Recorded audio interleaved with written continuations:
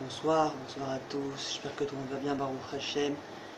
On va faire un cours très spécial. On va faire ce cours là pour la réussite de nos Chayalim sur le front, pour tous les membres de la sécurité en Israël, les membres de la police aussi. Une grande réussite pour tous nos frères en Israël et ailleurs, qu'ils puissent tous venir Bezat Hashem en Israël et avant le moment du Mashiach, que ça soit toujours que dans les bonnes choses Bezat Hashem.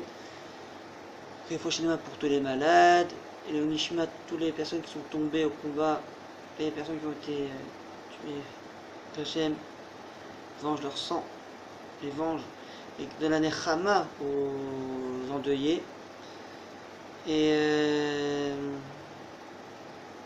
qu'on retrouve les otages qui reviennent à la maison, qui reviennent chez eux en bonne santé, les shalom, et qu'on puisse entendre la venue du Mashiach très maintenant, avec le troisième Beth Amikdash et la présence d'Akadosh Baruch Hu dans le monde. C'est vrai que nous sommes vers la fin du mois de Cheshvan, mais il est quand même important de mentionner l'importance de ce mois.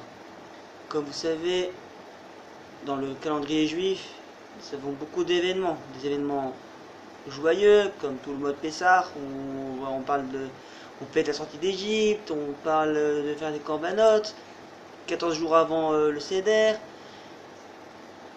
On a aussi des éléments un peu moins joyeux, comme le mois de Tammuz ou le mois de Tevet, où il y a un jeûne dans les 2 mois. Mais le mois de Cheshvan, lui, il est spécial par rapport aux autres mois. Qu'est-ce qu'il a de spécial? C'est un mois où nous ne voyons pas d'événements qui éclatent. Nous ne voyons pas d'événements comme Purim pour le mois de Hadar ou Hanouka vers la fin du mois de Kislev. Nous ne voyons pas d'éléments qui marquent un événement important. Pourtant, si on cherche à travers les sources à la fois historiques et quelque chose de vital pour l'être humain, le mois de Cheshvan recèle énormément de secrets et de choses vraiment incroyables. Le premier secret le plus important, l'un des éléments les plus importants du mois de Cheshvan, c'est Birkat HaGeshamim, la bénédiction des pluies.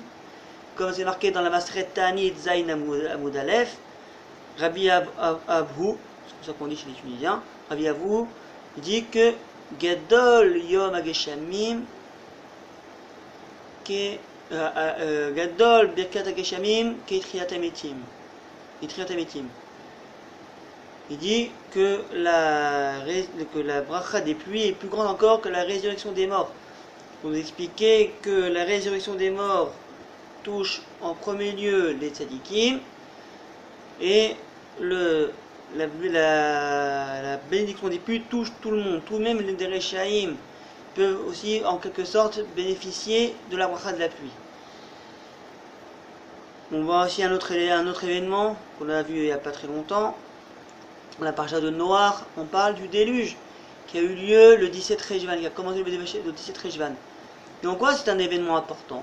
Car Akadosh Baruch Hu, avec le déluge, a retiré tout ce qui était mauvais, toute la sitra achara, tout le mauvais côté de la génération précédente. En faisant cela, il a fait un renouvellement de l'humanité. Nous avons aussi un événement important, une Iloula d'une très grande importance pour tout le peuple d'Israël, surtout pour nos frères qui sont encore au combat. C'est la Iloula de deux grands personnages. De la première, Rachel Imenu, qui est la protectrice par excellence, celle qui a plaidé pour le peuple d'Israël quand il est sorti en galoute après la destruction du premier temple. C'est la seule qu'Akadosh Baruch Hu a écouté sa tfila. Et grâce à ça, on a pu revenir sur la terre d'Israël pour reconstruire le deuxième Beth Amikdash. Et une des choses importantes que l'on a vu aussi ces temps-ci, surtout pendant les guerres, pendant la guerre de Tzouketan par exemple, où des soldats auraient vu une femme les diriger dans des endroits pour éviter de se faire exploser justement, et grâce à elle, ils ont été sauvés. Donc on parle justement de Rachel Imenu. Et la deuxième personne, c'est Binyamin, le fils de Rachel Imenu, celui qui est né vraiment vers la fin de la vie de sa mère, mais qui avait quand même quelque chose d'extraordinaire, parce que dans la Maseret Shabbat, il expliquait que Binyamin est le premier parmi 4 personnes à n'avoir jamais fauté de sa vie. C'est pour ça que c'est quelqu'un d'important, quelqu'un d'extraordinaire, et aussi quelqu'un qui était capable de garder sa bouche. C'est pour ça que Binyamin était quelqu'un qui ne parlait pas. Par exemple, il est écrit qu'il savait que ses frères avaient vendu Yosef, mais pour ne pas leur faire honte, il n'a rien dit. Enfin, il y a beaucoup d'autres choses à dire sur Binyamin, le fait qu'il soit né en Israël, contrairement à ses autres frères. D'autres éléments, par exemple le fait que c'est lui qui a eu le srout d'avoir dans son territoire le Beth Amikdash. Aussi que le premier roi d'Israël était issu de sa tribu. Plein d'autres éléments, beaucoup d'éléments on peut dire sur Binyamin. D'autres événements importants pendant le mois de Cheshvan, un événement historique, celui qui s'est passé aussi également le 17 Cheshvan. On peut, je ne sais pas quelle est la date en hébreu, c'est en 1917, la déclaration de Lord Balfour permettant au peuple d'Israël d'avoir un foyer juif justement en terre d'Israël. Pour nous expliquer aussi une chose très importante, que le mot Palestine, comme tout le monde le sait, vient justement du romain. Ça vient c'est le mot, c'est le nom des Philistins, c'est le nom romain des Philistins. Donc en fait, tout simplement que ce nom-là a été donné par les Romains et non pas par les Anglais, ni par les Ottomans, ni l'un ni l'autre. C'est juste un nom qui a été donné par les Romains, pour désigner l'un des ennemis les plus dangereux du peuple d'Israël. C'est tout. Et donc, lors de la déclaration de Balfour et l'acceptation des nations pour Israël pour avoir un État. Et même un peu plus tard, des années plus tard, en 1947, en novembre, aussi au mois de Cheshvan, a eu lieu quelque chose d'extraordinaire, c'est que 33 pays ont signé l'autorisation et l'acceptation que le peuple d'Israël puisse avoir un État.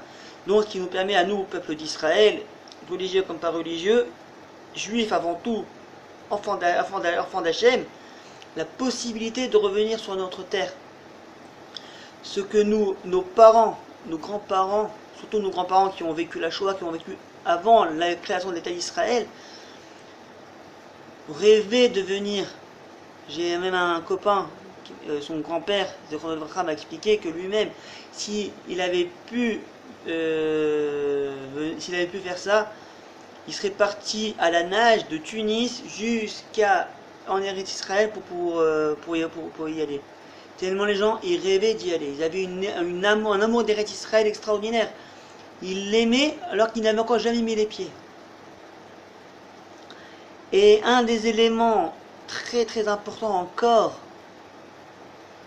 au mois de Cheshvan, qui est un élément important, et c'est pour ça que ce mois est un mois qui paraît vide de fête, c'est qu'il est écrit dans le Bnei Issachar, dans le mois de Cheshvan, aussi un petit peu dans le mois de Tishrei, que le mois de Cheshvan sera le mois où il y aura également la Chanoukat Habayit, l'inauguration du 3e Beth Amikdash.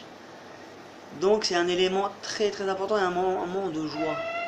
C'est très très important de voir tous ces éléments-là, Baruch Hashem, parce que justement la construction du Beth Amikdash ramènera tout ce qui est important pour nous, la Shrina,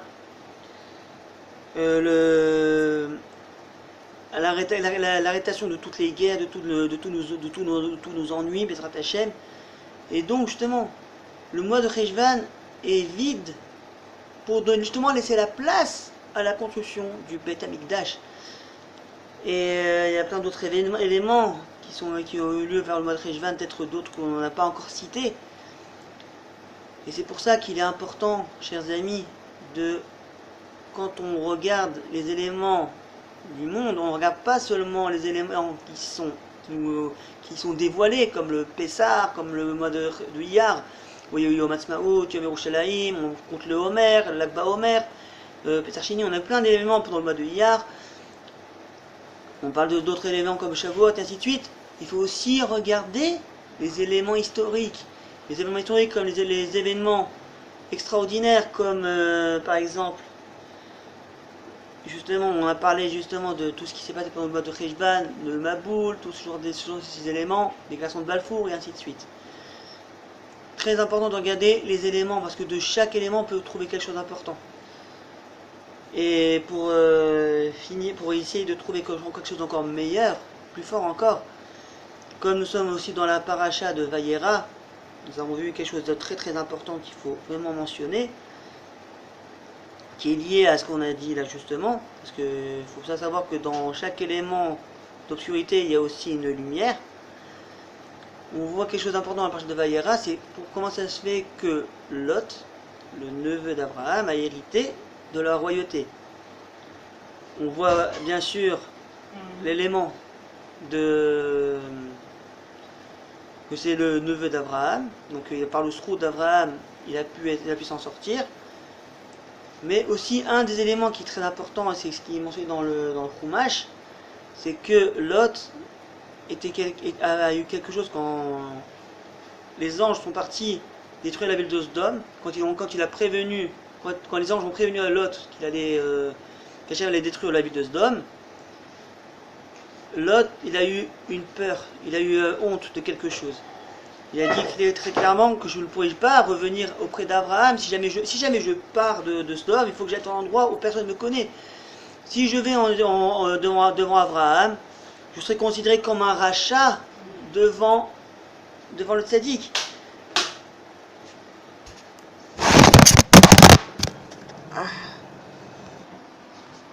Excusez-moi.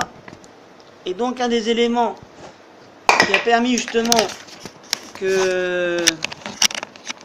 Excusez-moi un instant. Voilà, excusez-moi.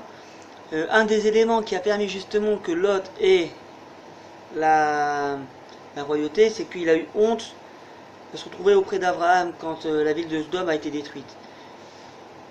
Car c'est marqué comme Rachid le mentionne, très précisément.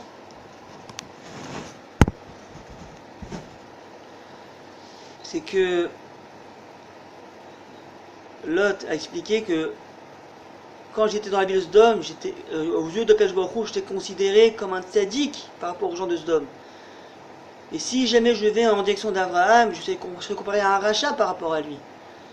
Donc il avait conscience de l'erreur qu'il avait commise en allant dans la ville de Sodome. Mais en même temps, il avait comme une qualité qui était extrêmement importante, c'est celle de la boucha, d'avoir honte d'un événement dont il n'était pas fier d'avouer. Bien sûr, il y a plusieurs méfarchim qui disent comme quoi c'était un rachat, que c'est quelqu'un qui allait vraiment avec intention d'aller là-bas, de faire tout ce qu'il voulait. Mais il avait quand même conscience, il a été quand même conscient des valeurs de ce monde, du fait que Abraham était un tzaddik, lui, si jamais il partait en direction de retourner chez lui, il serait comparé à un rachat, il savait ce qu'il attendait. Donc il a préféré s'éloigner et faire ce qu'il faut. Et en quoi il y a un rapport entre la malchoute et la boucha, la tchouva. Parce que, comme on l'explique, vous savez très bien que la boucha, la honte, est un des premiers éléments pour faire tes chouvas. Quand tu as fait une erreur, quelque chose de grave, une fois que tu as honte, une fois que tu as eu honte de l'élément, de la chose que tu as faite, cette chose-là, tu n'as plus envie de la refaire, donc ça te permet justement de faire tes chouvas sincères.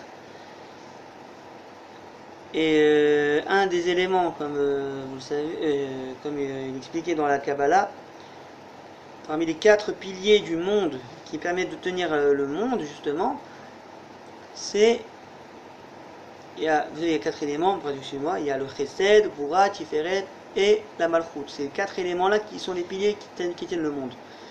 Et la Malchut est également appelée la place du Baal Tshuva, de celui qui est capable de reconnaître ses erreurs.